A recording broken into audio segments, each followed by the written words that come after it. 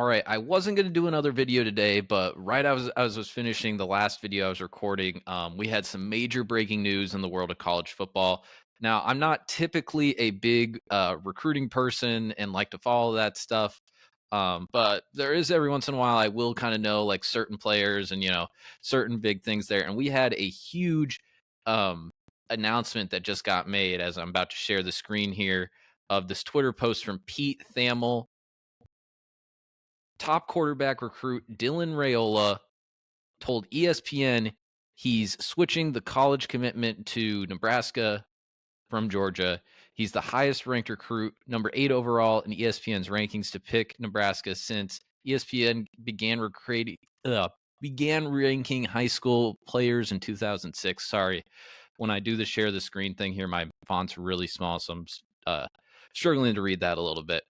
So this is huge. A little bit of background on Dylan Raiola. Also, a few more notes even before I get into the meat of this conversation.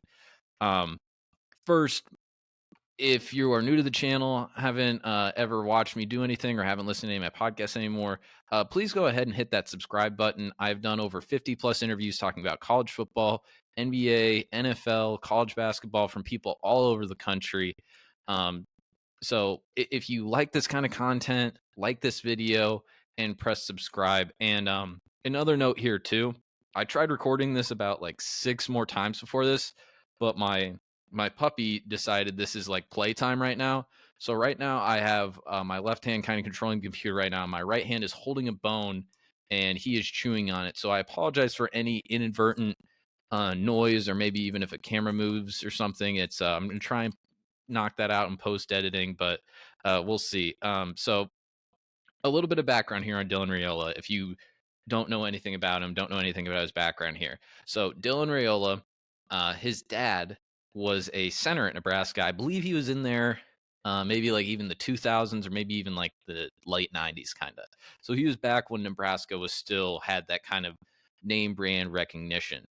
Um, and his dad played in the NFL too. He was a center at Nebraska, offensive lineman, and I believe he uh, even like blocked a little bit from Matt Stafford. I was listening to our friend Steve Merrick do kind of an emergency podcast about that. So he has some kind of connections to Matt Stafford. You can maybe even make the case that like Stafford is kind of like a role model, maybe even a little bit of a mentor to Raiola. And another thing about Raiola here too, and this might be a huge reason of why he actually ended up flipping this commitment. His uncle, Donovan Raiola, is currently the offensive line coach at Nebraska. So this news dropped about last year, where Georgia's getting ready to play in the college football playoff. They just won the SEC again, and all of a sudden it looks like, all right, we're going to have this kind of Georgia monsoon. Dylan Raiola committed to them about a year ago, I believe, and it was kind of like, all right, Georgia's got this monsoon. They keep getting all this defensive talent. They'll be able to eventually, you know, get some of this offensive talent. It seemed like Raiola was kind of like the start of that, because that was kind of how Alabama started too, right? Where Alabama was having all of this defensive talent. They're finding this talent all throughout the South, all throughout the country. And then eventually, kind of as we got into like the mid 2010s, late 2010s, Alabama all of a sudden starts getting players like Jalen Hurts. They all of a sudden start getting players like Tua, Bryce Young. They were getting a lot more of this talent on the offensive end. Even if you go more to the offensive side, like look at all of the first round draft picks that they've had in the wide receiver room, the running back room.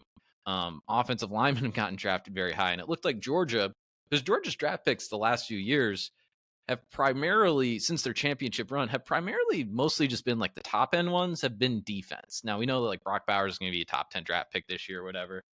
All right, buddy, I'll let you just, you want me to keep holding it? All right, I'll try and keep holding it. My hand is now covered in your slobber. Where was I? But it looked like, all right, Georgia's rolling here. And then all of a sudden, this past weekend, or maybe it was maybe like within the last 7 to 10 days, and from again, I'm not like a huge time college football recruitment following guy. But it seemed like out of nowhere, rumors come out that Dylan Raiola is going to be taking a flight from people were doing I don't know if it was a private jet tracker or whatever it was, but basically news came out that like, hey, Raiola's going to be in Nebraska and he's going to be on a visit there. And it was kind of like, whoa, what the heck is going on here? This is huge, huge, huge, huge news. And I was kind of like, all right, well, maybe he's doing like a courtesy or something. Maybe that was me being a little bit foolish, and not knowing like really kind of what the bigger ramifications of that were. Um, and now I kind of want to point out here too, because this happened maybe right at the end of the season. It seemed very unprompted, where Matt Rule comes out. I'll show the clip here because I went back and found it. Matt Rule comes out and basically says, "Oh wait, the clip's already playing, but it's muted." Matt Rule comes out and says something very interesting about how you get a very good quarterback in this kind of day of college football. Make no mistake that a good quarterback in the portal costs $1 million to $1.5 million to $2 million right now. So just on the same page, right? So let's make sure we all understand what's happening. So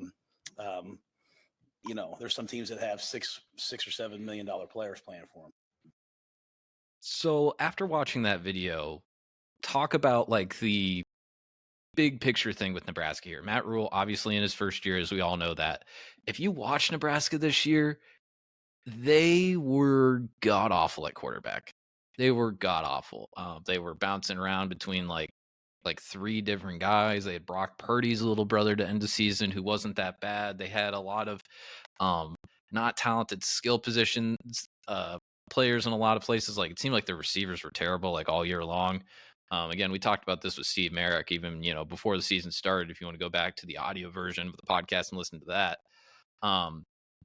but I think the message that Matt Rule was saying there, it's like, hey guys, like I can only do so much with the talent that I got here, and if you guys want a quarterback, if you guys want to get back to when Nebraska was super great and everyone was loving you guys, and have this team be a true contender in the Big Ten or even in a 12-team playoff college football world, we got to go out there and we got to spend money on a quarterback.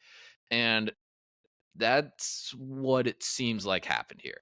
Now, there could be a few other factors here, too.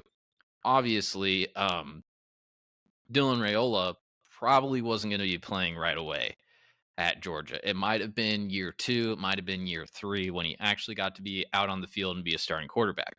Versus Dylan Raiola at Nebraska, everyone that I'm hearing from the Nebraska side of this stuff is basically saying, like, yeah, he's more than likely going to come in day one and be a day one starter, Big Ten starter.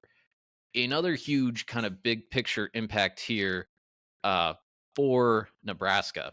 And the reason that I'm doing an emergency podcast on this is because we saw this a little bit with Arch Manning when he committed to Texas, and how big of a commitment what that was for Texas, not just because they got Arch Manning, but because they got Arch Manning, all of a sudden, a lot of different players on the offensive side of the ball, or even the defensive side of the ball to a lesser degree, all of a sudden started to commit to Texas. And they had 2 5-star offensive linemen in the year ahead of Arch commit, who are being big impact players right now for Texas. They've had wide receivers commit to them. They've had a 5-star running back commit to them.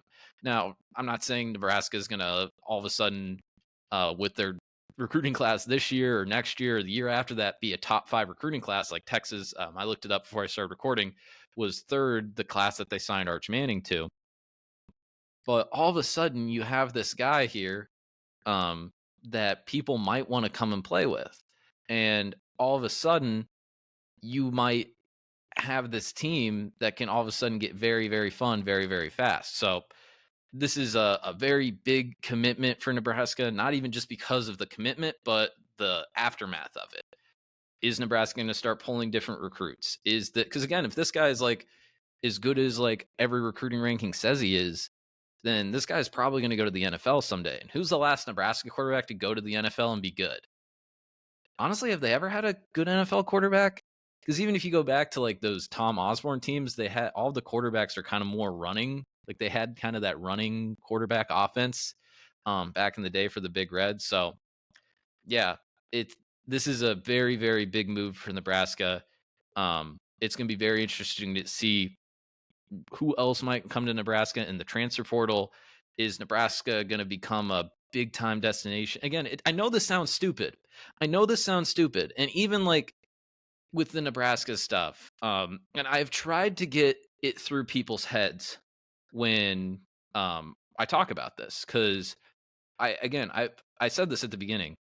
I've interviewed like somebody from at least, I'd say, 90% of every Power 5 school. And a lot of times what happens when I have these interviews is we'll talk about other schools and you kind of get a vibe of what other people think. And I always say, like, well, Nebraska, if you look at how well they've recruited basically since Bo Pelini left, they haven't been like terrible at recruiting. They have, from the recruiting rankings that they've been getting and the amount of, even since NIL started, the amount of money that they put in there, they've still been underperforming, because it's not like they're not getting talent. They're just not developing the talent. Um, and they've just had bad coaches and bad culture, for the last like 10 years, you could say. Um, so it, it's like, it's a step in the right direction for Nebraska. And for Raiola, he gets to go in to play Big Ten football right away. As a quarterback, he gets to play against like Big Ten defenses. And if for some reason this Nebraska thing doesn't work out, he can transfer back to Georgia. He could transfer to a bigger school. He could transfer to, like, you don't think an SEC school would want him? Like this kid, even if it doesn't work out with him at Nebraska right away, he's gonna have options. So again, huge, huge, huge signing here from Nebraska. They are headed in the right direction.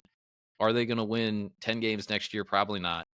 But if Nebraska wants to get back to just being relevant in the sport of college football, this is absolutely massive. So there you have it. Probably my last podcast or last little video clip that we're going to be posting today. So again, if you like this content, please rate, review, subscribe, like the video if you're watching on YouTube. And as always, guys, thank you for watching, and I will talk to you next time.